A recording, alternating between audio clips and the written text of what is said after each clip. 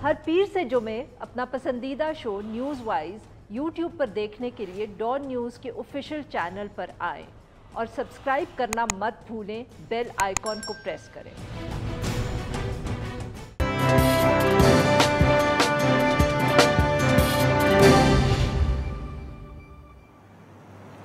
Welcome to news wise, मैं हूं आरिफा नूर। आज के प्रोग्राम में हम तफसीली तौर पर बात तो करेंगे हुकूमत की जो 3 साला परफॉर्मेंस रही है। 3 साल हुकूमत पाकिस्तान तहरीक-ए-इंसाफ की हुकूमत को हो चुके हैं, मगर इससे पहले आज की एक और अहम जो खबर है वो कुछ देर पहले जो काबुल एयरपोर्ट के ऊपर धमाके की खबर सामने आई है। गैर मुल्की मीडिया रिपोर्ट्स के मुताबिक ये धमाका जो है काबुल एयरपोर्ट के मशरकी दरवाजे के ऊपर हुआ है। उसके बाद इतलात एक दूसरे धमाके और फायरिंग की भी आई हैं। हलाकतों के हवाले से भी मुख्तलिफ जो रिपोर्ट्स हैं वो ये कह रही हैं कि 10 से ज़्यादा लोग जाँ बहक हो चुके हैं, मगर अभी बहुत ज़्यादा तफसीलात हमारे सामने मौजूद नहीं हैं। ये इशू एक तरफ ऑब्वियसली इससे पहले अगर शहर के अंदर कोई ख़बर थी आज, तो वो ऑब्वियसली जो थी वो वज़ीर आज़म इमरान खान साहब ने जो अपनी हुकूमत के 3 साल मुकम्मल होने पर इस्लामाबाद में एक तकरीब से ख़िताब किया, जिसमें मईशत, गवर्नेंस, अपोजिशन के हवाले से उन्होंने बहुत सी बातें हम कह सकते हैं दोहराई, जो हम पहले भी सुन चुके हैं। ज़्यादातर अगर कोई नई बात थी या फोकस करने वाली थी तो वो उन्होंने अफ़गानिस्तान के हवाले से की, मगर ऑब्वियसली जो उनके पॉइंट्स थे अंदरूनी सूरत हाल पे, उसके अंदर भी उन्होंने ज़िक्र किया 2018 का कि जब उन्होंने हुकूमत संभाली तो क्या सूरत हाल थी, कितनी एक मुश्किल फ़ाइनेंशियल सिचुएशन थी। कर्ज़ की अदायगियों का उन्होंने हवाला दिया, मजबूरी के अंदर जो IMF के पास जाना पड़ा हुकूमत को। उसके बाद उन्होंने अपनी हुकूमत का जिक्र किया जो उनके ख़्याल में अचीवमेंट्स हैं पाकिस्तान तहरीक-ए-इंसाफ की हुकूमत की। हेल्थ कार्ड, किसान कार्ड, कामयाब नौजवान प्रोग्राम, एहसास प्रोग्राम, इन सब का जिक्र किया उन्होंने। ये उन्होंने कहा कामयाबियाँ रही हैं पाकिस्तान तहरीक-ए-इंसाफ की हुकूमत की। और इसके साथ साथ सिंगल नेशनल करिकुलम जो भी कुछ दिन पहले इंट्रोड्यूस हुआ है, इम्प्लीमेंट हुआ है, उसका भी उन्होंने ज़िक्र किया। वज़ीर आज़म साहब ने अपोजिशन का भी ज़िक्र किया और दोबारा ये इल्ज़ाम लगाया कि वो इस्टेब्लिशमेंट के साथ मिलकर हुकूमत को गिराना चाहते हैं। मगर साथ साथ उन्होंने फ़ौज का शुक्रिया अदा किया। अफ़गानिस्तान के हवाले से भी वज़ीर आज़म साहब ने तफसील से बात की। उन्होंने तालिबान को सपोर्ट करने पर ज़ोर दिया और एक दफ़े फिर कहा कि माजी के अंदर अमेरिका का जो फ़ौजी इत्तहादी बनने का फ़ैसला किया था पाकिस्तान ने, वो सही नहीं था। इस हवाले से उन्होंने शदीद तनक़ीद की। उन्होंने वाज़े किया कि पाकिस्तान अमेरिका का जंग में इत्तहादी नहीं बनेगा। PTI हुकूमत की 3 साला कारकर्दगी पर हम बात करेंगे। हमारे साथ मौजूद हैं स्टूडियो के अंदर सेनेट अब्बास भप्पी साहब, ये सीनियर रहनुमाए पाकिस्तान तहरीक-ए-इंसाफ के, और हमारे साथ मौजूद हैं मलिक अहमद ख़ान साहब, रुकन हैं पंजाब असम्बली, सीनियर रहनुमाए पाकिस्तान मुस्लिम लीग नवाज़ के, और हमारे साथ मौजूद है सैयद नासिर हुसैन शाह साहब, वज़ीर बल्दियात सिंध, सीनियर रहनुमा Pakistan Peoples Party. Welcome to the show gentleman. पर इससे पहले we'll have a quick word with Arif Hayat साहब, ये हमारे कॉरेस्पॉन्डेंट हैं, इस वक्त अफ़गानिस्तान में मौजूद हैं। जी आरिफ साहब, बताइएगा इस वक्त क्या सूरत हाल है काबुल में? धमाकों के हवाले से कोई ताज़ा तरीन इत्तलात हैं आपके पास? जो अफगानिस्तान की सूरत हाल तो सियासी लिहाज से वैसे भी कुछ दिनों से काफी गैर यकीनी रहा और गैर यकीनी सूरत हाल है, लेकिन अब इस तरह की जो अफसोसनाक खबरें आ रही हैं और वो भी अफगानिस्तान के दारुल-हुकूमत काबुल से, जो हवाई अड्डा है उसके बाहर धमाकों की इत्तलात मौसूल हुई हैं और उसमें जो मुख्तलिफ रिपोर्ट्स यहाँ पर मकामी ज़राए हैं और जो इंटरनेशनल इदारों के यहाँ खबर रसाई एजेंसीज हैं उनके मुताबिक अभी तक 10 के करीब लगभग इस तरह जो जाने हैं वो ज़ाया हुई हैं, जो एक अफसोसनाक बात है।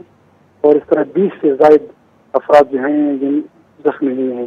लेकिन आरिफनूर, आजकल जो काबुल का एयरपोर्ट है वहाँ पर इंतहाई ज़्यादा रश और पूरे अफगानिस्तान। अरे साहब, क्या ये कंफर्म हो गया है कि ये खुदकुश धमाका था?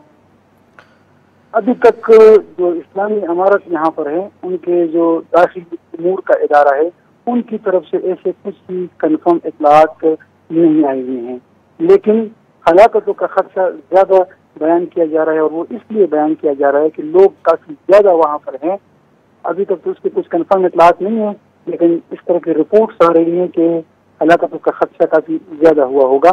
और जख्मियों के बारे में बताया जा रहा है कि 20 से ज्यादा अफराद इसमें जो जख्मी हुए हैं, जिसमें बच्चे भी शामिल हैं। और क्या फायरिंग अब वहाँ रुक गई है जिसकी इतलात आ रही थी? फायरिंग का सिलसिला इस तरह है कि कुछ गुज़िश्ता रोज भी फायरिंग की आवाजें एयरपोर्ट के जो करीबी इलाके हैं वहाँ से आई थी, लेकिन काबुल का जो एयरपोर्ट है उसके तकरीबन 5 से ज्यादा दरवाजे हैं और ये वाला वाक़या मशरिक़ के दरवाजे पे हुआ है। बहुत बहुत शुक्रिया सर, आपने हमसे बात की जी। Welcome to the show gentleman. Senator, आपसे गुफ्तगू का आगाज़ करेंगे। बहुत बड़ा इवेंट आज हुआ। ऑब्वियसली आप लोगों ने वज़ीर आज़म साहब ने बहुत तफसील से गुफ्तगू की, but sir I mean do you think कि आज का जो ये एक इवेंट है और जिस तरह का आपने माहौल क्रिएट किया, बहुत से लोग जिक्र कर रहे हैं कि आप लोग शायद अर्ली इलेक्शंस को देख रहे हैं, इसलिए आज को इतना ज़्यादा सेलिब्रेट किया गया इस तरह। बिस्मिल्लाह। पहले तो मैं पूरी कौम को और हमारी ख़ास तहरीक इंसाफ की गवर्नमेंट को तमाम मुबारक दूंगा 3 इयर्स कंप्लीशन पे। देखें, जब भी कोई हुकूमत अपने मुकम्मल कर रही होती है इस तरह 3 साल या मिडवे में मुकम्मल करती है, तो उसकी अकाउंटेबिलिटी आवाम के सामने होनी चाहिए, उसको फैक्ट्स एंड फिगर रखने चाहिए, इसमें कोई दूसरी नहीं। आज जो चीज़ डिफरेंट थी, जो मुझे नज़र आई जब मैं वहाँ प्राइम मिनिस्टर साहब को देख रहा था, वो एक प्राइम मिनिस्टर का खिताब नहीं था। बचपन से हम जब से होश संभाला है ना, हमने वज़ीर आज़म के खिताब बहुत सुने होंगे। It felt like a leader, एक स्टेट्समैन बात कर रहा था। यानी कि आप देखें, आप नाली सोलिंग की बातें तो कर सकते हैं, आप नमाज की गुफ्तगू किस वज़ीर आज़म ने की होगी? Why he was talking like it? It just meant it he wants his nation to be a nation. वो एक कौम बनाने की बात कर रहे थे। अगर फिगर्स की बात करूँ, वो बहुत लंबा चैप्टर है, मैं इस फिगर्स में इस वक्त नहीं जाना चाहूँगा, मेरे पास भी फिगर्स सब कुछ है। लेकिन अगर वो कंपैरिजन कर रहे थे कि 18 में कहाँ मुल्क संभाला और 21 में कहाँ पहुँचाया, और वो कौम को देख रहे थे कि अगली बात कौन है, इट्स एन ऑप्टिमिस्टिक बिहेवियर। ये इंसान की एक रविश होती है, वो हमेशा होप में जीना चाहता है। That's he wanted to convey to his nation कि आपकी जो इस वक्त रियासत है वो ऐसे लोगों के हाथ में जो उसको एक गर्दार से निकाल के रहे और एक स्टडी पाथ पे लेके जा रहे हैं। उस मैसेज को कन्वे करने के लिए इस तरह के फंक्शन, इस तरह के कन्वेंशन, उनकी सिंबॉलिक कॉनोटेशंस बहुत इंपॉर्टेंट होती है। और नहीं, एक चीज आप ये भी देखिए ना कि आपकी पाकिस्तान आपकी स्टेट्स नहीं है जो आपको नोट कर रही थी, पूरी दुनिया देख रही थी।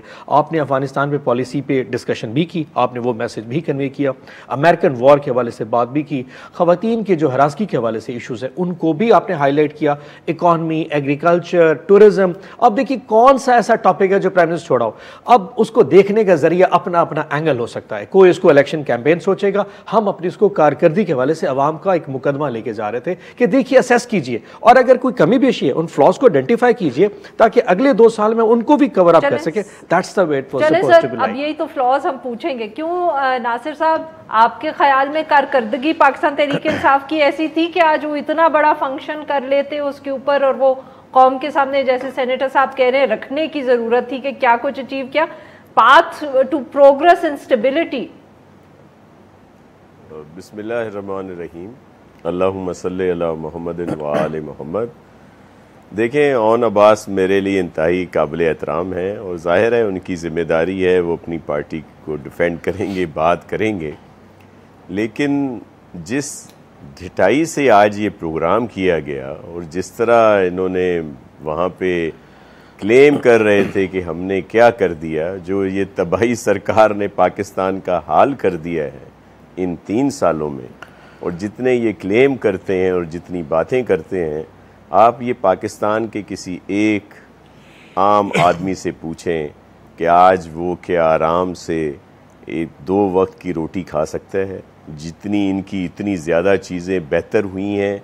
ये जो इन्होंने बहुत ज़्यादा बातें करते थे कि जी महंगाई और जब होती है तो करप्शन होती है, और वो तो इसी तरह लगता है कि जिस तरह कोई प्रोफेसर जो है वो इस लेक्चर तो यही देता है कि जब महंगाई होती है तो करप्शन होती है, और अब वो प्रैक्टिकली कर रहे हैं, अब वो प्रैक्टिकल करके दिखा रहे हैं। जो महंगाई इस वक्त है, आप ले लें फिगर्स जो इनकी अपने महकमे के हैं, यही सबसे बड़ी कमजोरी है महंगाई।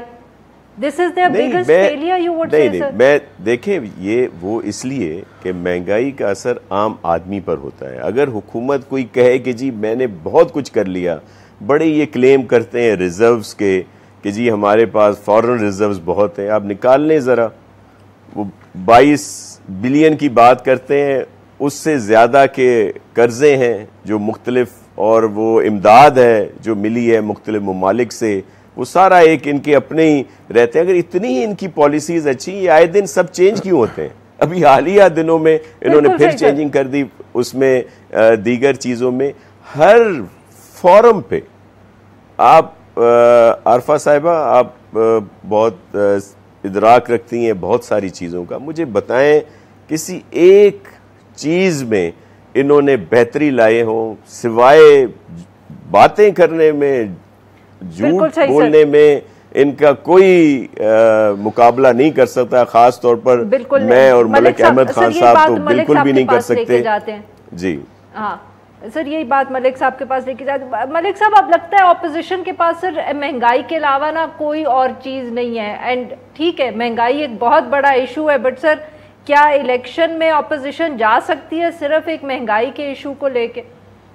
जी आरिफा, आपका बहुत शुक्रिया। देखिए, मैं आपके साथ कुछ फिगर्स शेयर करना चाहता हूं और फिर उसके बाद हम अपनी सारी बहस को कि हुकूमत की 3 साल की कारकर्दगी है क्या। ये सिर्फ महंगाई का मामला नहीं है। आप देखें कि पिछले 3 साल में, मैं आपके पास सिर्फ 2 साल के bureau of statistics government of Pakistan के फिगर्स आपको मैं कोट कर रहा हूँ। 1.8 मिलियन पीपल, यानी 1 करोड़ 80 लाख लोग बिलो द पॉवर्टी लाइन, यानी गुर्बत की लकीर से नीचे। और गुर्बत की लकीर से नीचे जाने का मतलब है severe and acute and moderate food insecurity. यानी ये जिसको हम सिर्फ गुर्बत, जिसको हम सिर्फ महंगाई कह रहे हैं, इसका इम्पैक्ट क्या है? इसका इम्पैक्ट है कि ये गुर्बत में बेतहाशा इजाफ़ा करती है और ये बेतहाशा बेरोज़गारी में इजाफ़ा करती है।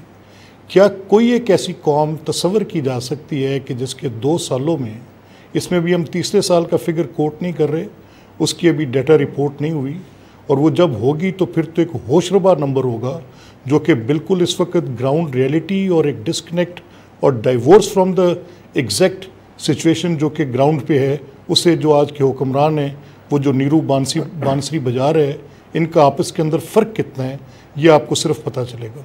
और इसका मतलब ये है कि 40% लोग जिनके घरों में खाने की दिक्कत है, यानी मैं आपसे ये कह दूं कि आज इस मुल्क के अंदर जो 2018 में लोगों के पास जो कि जॉब पर थे, उनकी अर्निंग्स थी 1.8, यानी 1.8 मिलियन पीपल और आउट ऑफ दैट उनके पास आज नहीं है। ख़ते गुर्बत की लकीर से नीचे 2 मिलियन हाउस होल्ड्स, मैं 2 मिलियन अफराद की बात कर रहा हूँ, यानी 40% वो लोग हैं। तो what are we talking about? हम बात क्या कर रहे हैं? यानी हम ये सेलिब्रेट कर रहे हैं कि 3 साल इस हुकूमत ने पूरे किए। किन हालात में किए? हालात ये हैं कि गुर्बत में बेतहाशा इजाफा, महंगाई, जो कि भी सैयद नासिर हुसैन शाह बिल्कुल दुरुस्त कह रहे थे कि हम एक होती है, एक रिजीम होती है टू क्रिएट, एक प्रोपगेशनिस्ट एक रिजीम होती है जो सिर्फ ड्रम बीट करती है, वो बातें करती है, बोलती रहती है, अमली तौर पे कुछ नहीं करती। ये रिजीम्स पहली बार नहीं है। सही सर। ये सिर्फ जितना कुछ भी है आपके सामने, हमें इस पर बड़ा शदीद, बहुत शदीद उस पब्लिक के डिस्कनेक्ट का भी हमारे सामने एक मामला आ रहा है कि ये गवर्नमेंट की कोई पॉलिटिकल स्पाइन तो है नहीं, हमें नज़र नहीं आई। देखें, नंबर 1। बिल्कुल सही सर, बिल्कुल सही। जी नाज़रीन, यहाँ पे लेते हैं हम एक छोटा सा ब्रेक, से वापस आएंगे तो अपने मेहमानों से गुफ्तगू जारी रखेंगे। Stay with us.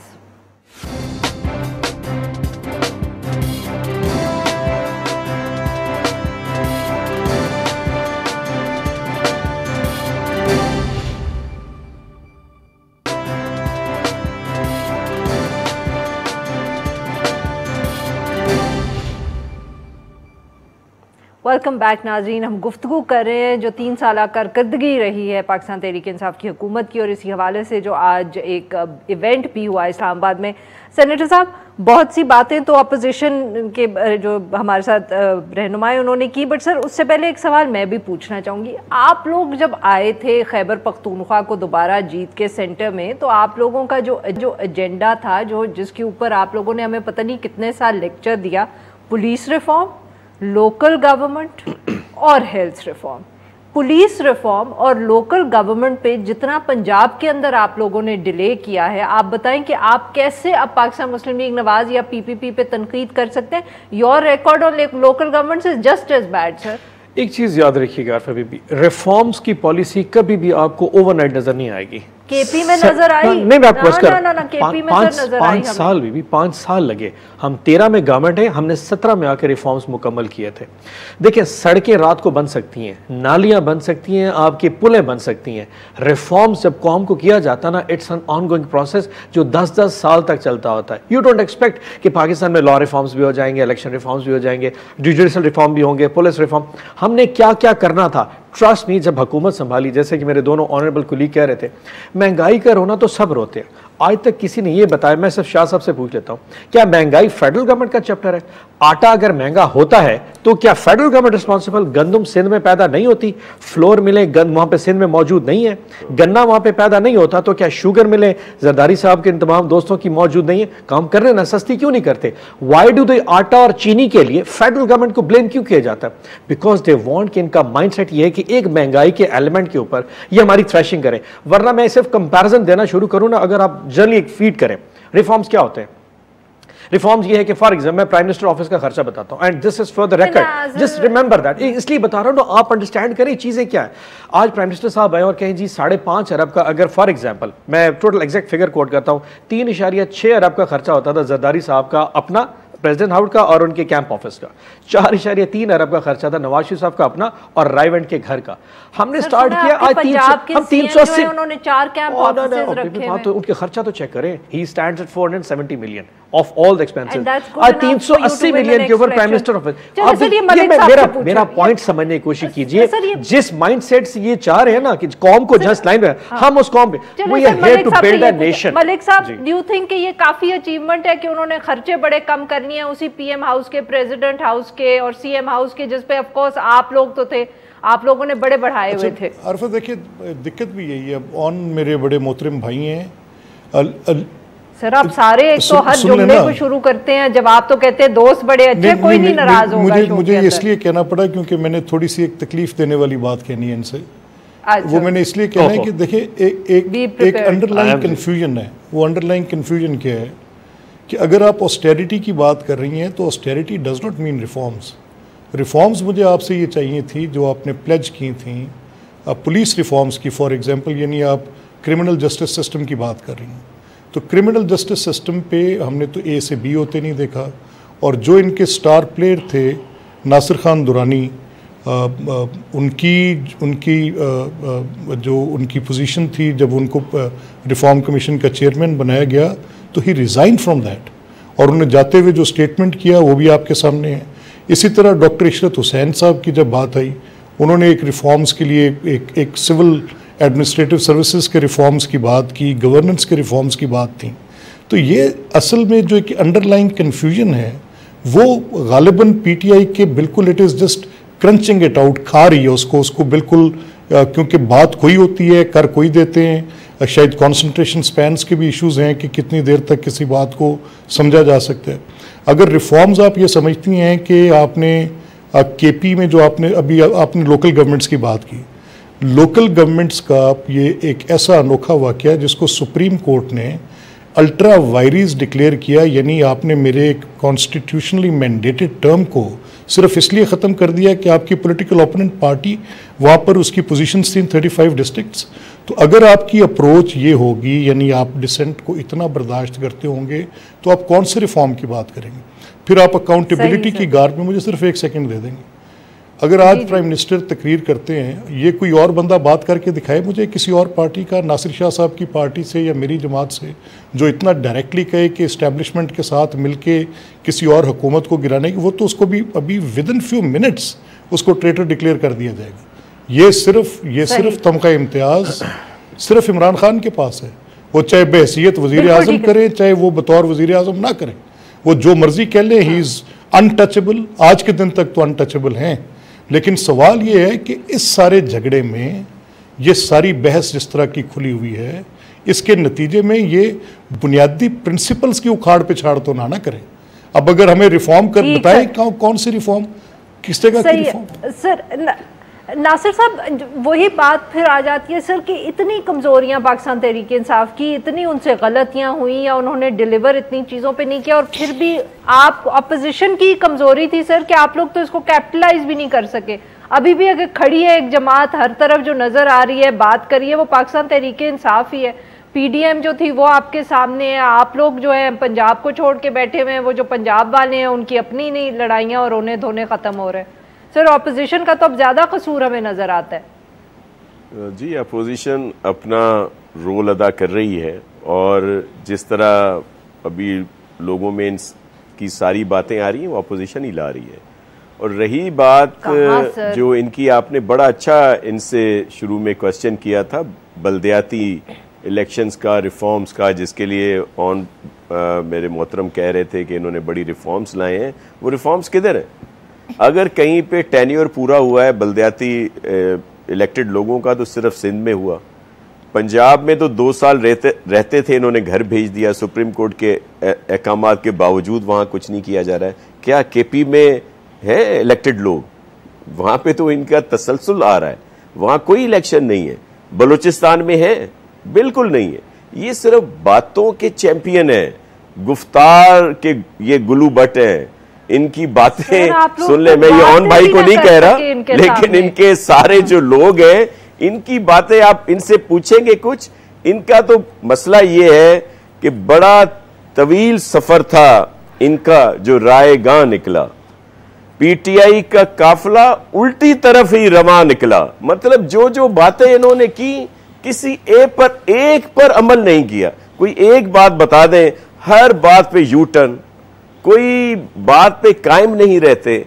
जो बातें इन्होंने की वही सब वापस जा रही हैं। जैसे अभी पुलिस रिफॉर्म्स की बात की गई, जो नासिर साहब को ये लाए थे पंजाब में, कुछ ही दिनों में उनको वापस कर दिया। जिसको कह रहे थे कि इन्होंने बड़ा जबरदस्त, फिर क्या वजह थी कि वहां से इनको पंजाब से वापस कर दिया। मैं सिर्फ ये कह रहा हूं, कोई एक बात पे ये अगर खड़े हों तो कहा जाए, बाकी बातें इनसे करवा लें। और अब हम भी इन्हीं से सीखे हैं बातें, तो अभी हमें कुछ ना कुछ करनी आ गई है। फिर अभी बड़ा वक्त है। मैं रिस्पॉन्ड करूं? सर ब्रेक पे जाना है, so when we come back, नाज़रीन यहाँ पे लेते एक छोटा सा ब्रेक से वापस आएंगे तो ऑफ कोर्स ऑन अब्बास साहब को मौका देंगे कि वो रिस्पॉन्ड करें। Stay with us.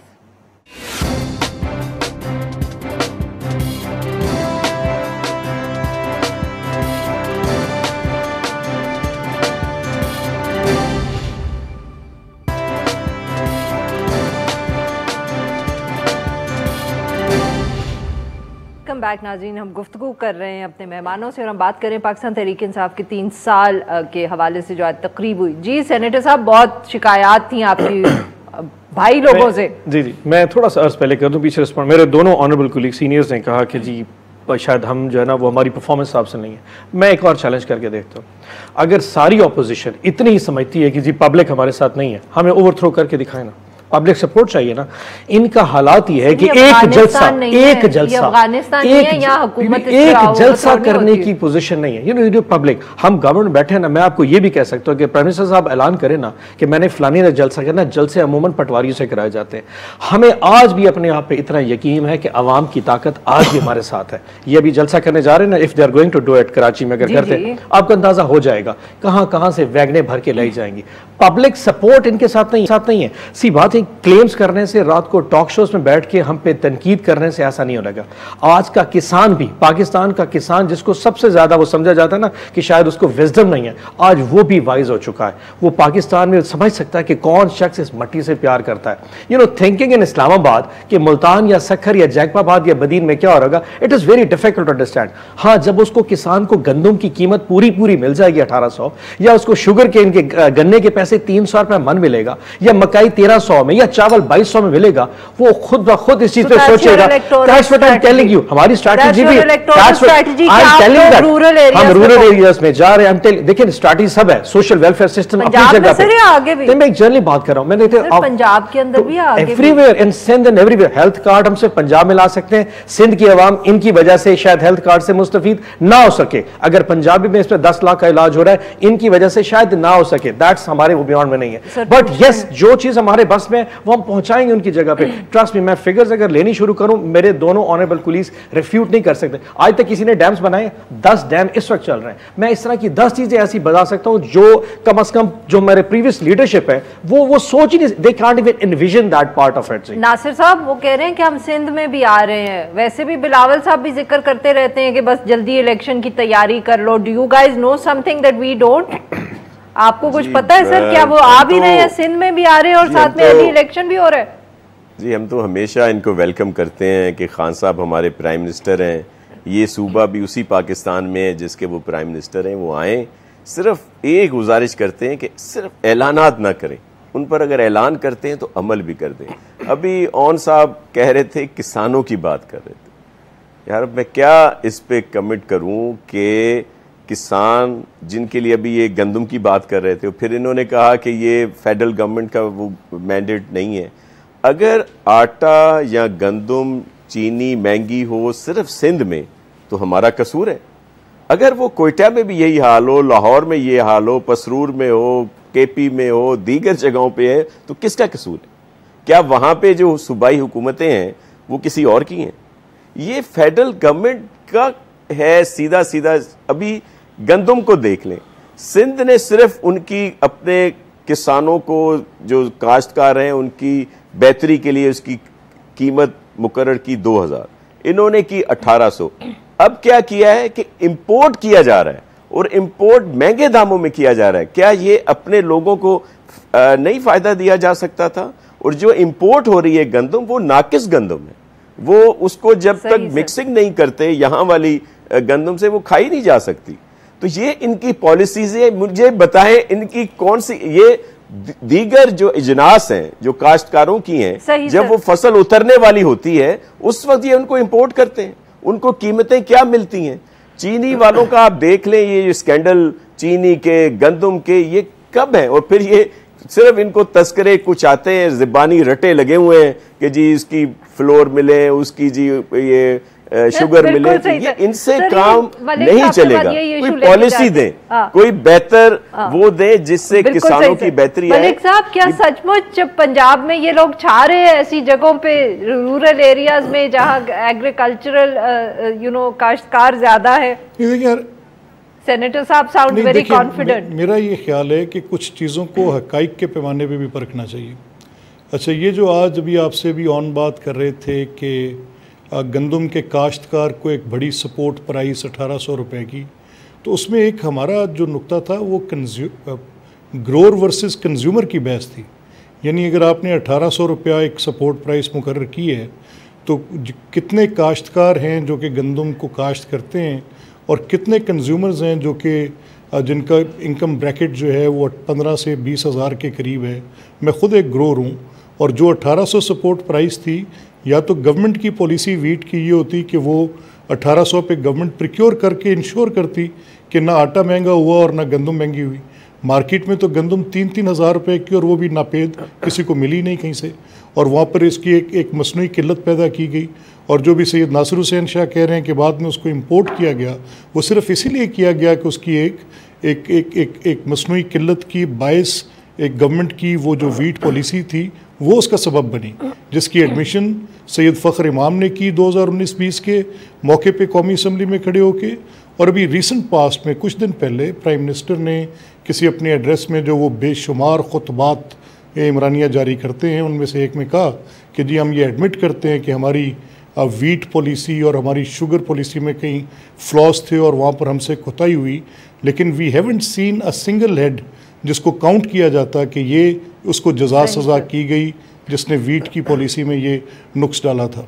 इसी तरह से भी बात कर रहे हेल्थ कार्ड्स की।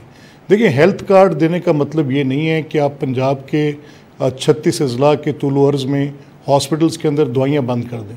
आपने जितना बजट था वो सारे का सारा बजट डाइवर्ट किया और पायलट प्रोजेक्ट के तौर पे आपने 2-4 हेल्थ डिस्ट्रिक्ट्स उठाए जिनमें हेल्थ कार्ड को आपने देना शुरू कर दिया 10 लाख रुपए के। एक बड़ा ओवर एम्बिशियस प्रोग्राम है, इसमें कोई शक नहीं कि ये प्रोग्राम मुस्लिम लीग नून की हुकूमत ने शुरू किया था और उस वक़्त ये तय पाया था कि क्योंकि इसकी बजटिंग बहुत बड़ी होगी तो इसको कुछ डिस्ट्रिक्ट्स में, जो कि जनूबी पंजाब के, जहाँ पर पावर्टी के इश्यूज़ थे, अंडर डेवलपमेंट के इश्यूज़ थे और जहाँ पर हॉस्पिटल्स की कमी थी, तो उन डिस्ट्रिक्ट से इनको स्टार्ट किया जाए और बाकी जो तिबी सहूलतें हैं वो लोगों को साथ साथ मिलती रहें। तो वो तो एक फॉर्मेट था। इन्होंने एक फैसला किया क्योंकि ये हर किसी की जेब में होना चाहिए। आज पंजाब के किसी डिस्ट्रिक्ट हेडक्वार्टर हॉस्पिटल में, किसी तहसील हेडक्वार्टर हॉस्पिटल में, किसी बेसिक हेल्थ यूनिट के अंदर, किसी रूरल हेल्थ सेंटर के अंदर, किसी जगह पर बुनियादी पेनाडोल, एस्प्रिन जैसी दवाइयाँ भी अवेलेबल नहीं हैं। आज वो जो लोग मर रहे हैं किल्लत के साथ दवाइयों की, जो लोग आज कैंसर पेशेंट्स, जो कैंसर की दवाइयाँ जो कि फ्री पंजाब के अंदर दी जा रही थी, कैन यू बिलीव दैट कि आज वो दवाइयाँ किसी हॉस्पिटल में अवेलेबल नहीं है? ये किस तरह की तकलीफ है लोगों को? वो तो आम आदमी की पहुंच से बाहर की बात है। और किसी जगह पर भी उन दवाइयों को इन्होंने स्क्रैप कर दिया, उस पॉलिसी को जो कि प्रोविजन ऑफ फ्री मेडिसिन की थी। किस चक्कर में किया कि हेल्थ कार्ड जो है वो प्रोवाइड करने हैं। और 36 ज़िला में पंजाब के 12 करोड़ अफराद हैं, तीसरे साल के अंदर ये खड़े हैं, पिछले 1.5 साल से इस प्रोग्राम के ऊपर काम कर रहे हैं और अभी तक उसकी कंप्लाइंस 10% पे, एंड दे आर क्लेमिंग कि पंजाब के हर शख्स को हमने दे दिया होगा। अभी एक डिवीजन, मुझे सिर्फ एक बात और कहने दें सर, प्लीज, आप कर लें ब्रेक। बहुत जी नाज़रीन को, जो हम ब्रेक से वापस आएंगे तो अपने मेहमानों से गुफ्तगू जारी रखेंगे। Stay with us.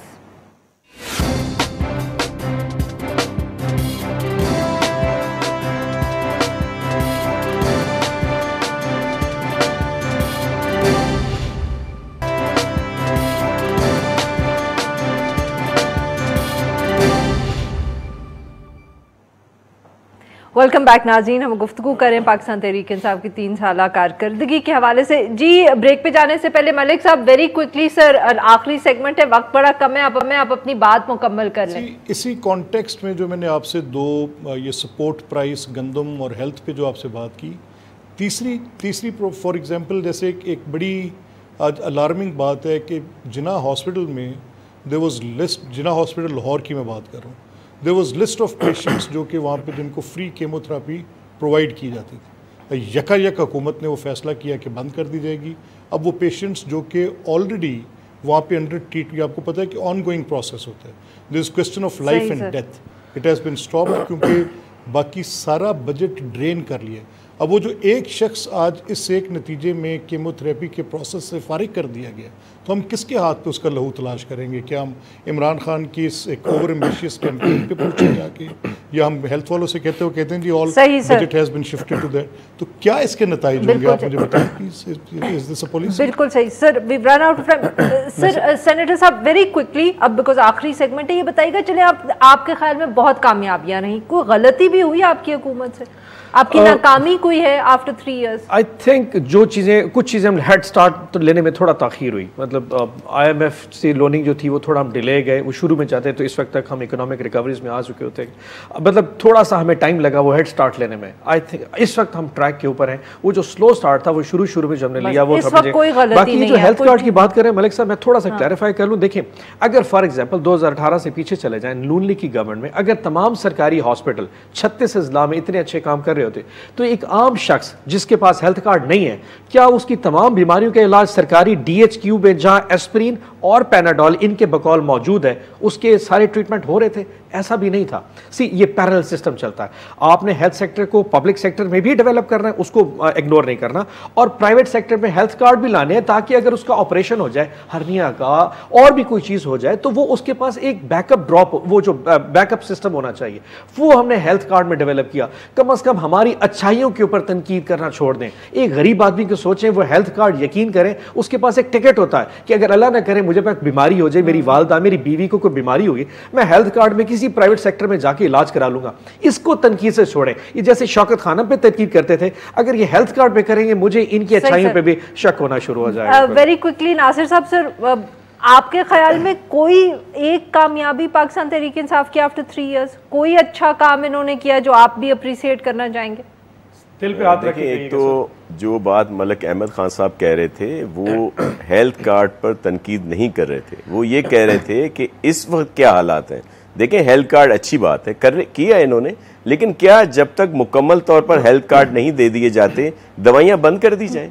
ये हकीकत है कि इस वक्त जहाँ जहाँ इनकी हुकूमत है, जहाँ ये हेल्थ कार्ड का कर रहे हैं बात, वहां पे आम लोगों को दवाइयां नहीं मिलती।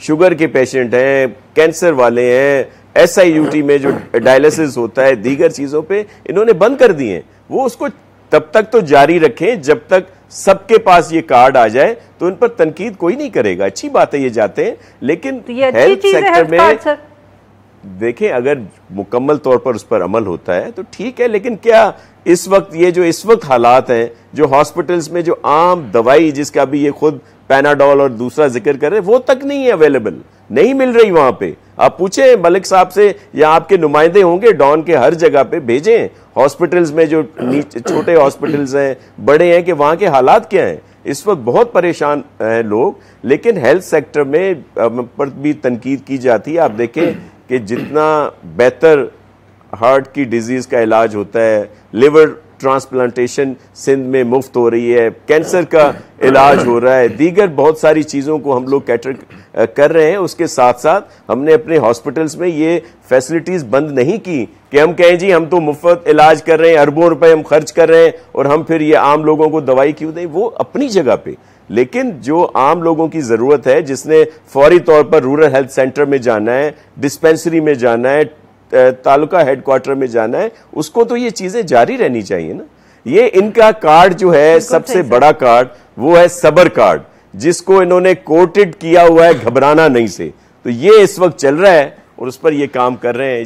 जो आप अच्छा ही पूछ रही थी, कम से कम वो ये कम से कम शाह साहब आज कम से कम सिंध की आवाम से ये वादा तो कर लें कि चल एक NICVD, गम्बट और SIUT को छोड़ के बदीन, सखर, थरपारकर, जैकबाबाद वाले हर शख्स को आप इमरान खान की मोहब्बत या नफरत में कम से कम उसको सजा मत दें। ये क्या हेल्थ कार्ड देने का वादा करेंगे, नहीं करेंगे, ये सिर्फ इसलिए नहीं देंगे कि खान साहब ने दे दिया और इनको पता है अगर इन्होंने हेल्थ कार्ड दे दिया तो अवाम कहेंगे इन्होंने इमरान खान को दिया, और अगर नहीं देंगे तो अवाम इनको बददुआएं भी करेंगे। जहां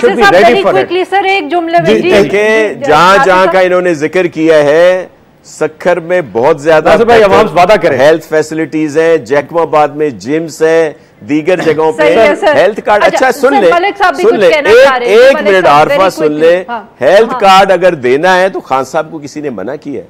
सिंध के लोग भी आपके हैं, आपके पास इतनी सीटें यहाँ पे आई हैं, आप दे दें, मेरे साथ कमिटमेंट करें, मत करें भाई, आप आ जाए। अच्छा ये बिल्कुल ऐसे थी कि हेल्थ कार्ड के तो इनिशिएटर्स PMLN की गवर्नमेंट हेल्थ कार्ड की इनिशिएटर थी। मैंने हेल्थ कार्ड के ऊपर तनकीद इस तरह से नहीं की जिस तरह से सेनेटर ऑन ने उसको परसीव किया है। मैंने ये कहा है कि इस वक्त पंजाब का health system other than this जो ये एक ओवर एम्बिशियस प्रोग्राम लेके बाकी टोटल क्लैप्स कर गए। जैसे मैंने आपको जिना हॉस्पिटल का और जिन इंस्टीट्यूट्स का ये नाम ले रहे हैं मैं ज़ाती तौर पे जानता हूँ।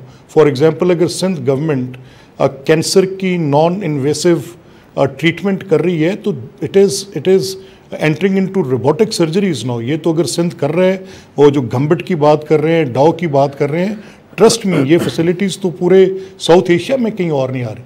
तो इन्होंने क्या किया कि पंजाब जब शहबाज साहब की गवर्नमेंट थी, आप PKLI याद करें, आप देखें कि पंजाब के हर डिस्ट्रिक्ट हेडक्वार्टर हॉस्पिटल में MRI मशीन्स दी जा चुकी थी, state of the art labs बना दी गई थी जो कि compete करती थी दुनिया के किसी भी टेस्टिंग निज़ाम को, और वो हर डिविजनल सतह पे बनाई जा रही थी। मेडिसिन्स का एक ऐसा निज़ाम था जो तुलो अर्ज़ में पंजाब के जो छोटे सेंटर्स थे वहाँ तक भी। कहने का मकसद ये है कि governance is every day is taking care. आज का जो cancer patient non provision of chemotherapy के जिना हॉस्पिटल में जा रहे हैं, मैं उसको क्या मलिक साहब all the respect for it. Malik साहब ने बिल्कुल सही कहा कि शहबाज शरीफ का इतना जबरदस्त सेटअप था। काश इसी कॉन्शियस के साथ वो जो 2 आखिरी नैब के केसेस थे 7.5 अरब रुपए और 25 अरब का, इसी के साथ तनकीद भी करते कि काश इतने अच्छे कामों में थोड़ा सा करप्शन पे भी हाथ हौला रख लेते। हमारे में उन्होंने हमारे साथ हमारे लिए वक्त निकाला। नाजरीन आज के लिए बस इतना ही। We be back tomorrow at the same time.